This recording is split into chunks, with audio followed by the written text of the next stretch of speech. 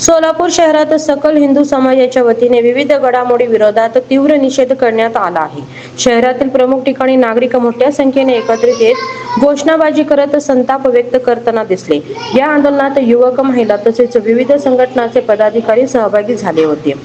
निषेध करताना संबंधित घटनेचा तीव्र शब्दात निषेध करत प्रशासनाने तात्काळ दखल घ्यावी आणि दोषींवर कठोर कारवाई करावी अशी मागणी केली.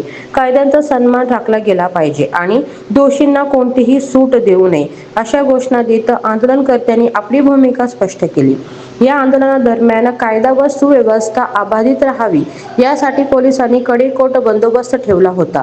परिस्थिती नियंत्रणात ठेवण्यासाठी पोलीस प्रशासन सतर्क होते. कोणताही अनुचित प्रकार घडू नये यासाठी आंदोलकांना शांततेत निषेध नोंदवण्याचे आवाहन करण्यात आले. दरम्यान आंदोलनकर्त्यांनी प्रशासनाला निवेदन देत आपली मागणी अधिकृतपणे मांडली. या घटनेच्या पार्श्वभूमीवर शहरातील वातावरण काही काळ तणावपूर्ण राहिले असले तरी परिस्थिती नियंत्रणात असल्याचे पोलिसांकडून सांगण्यात आले.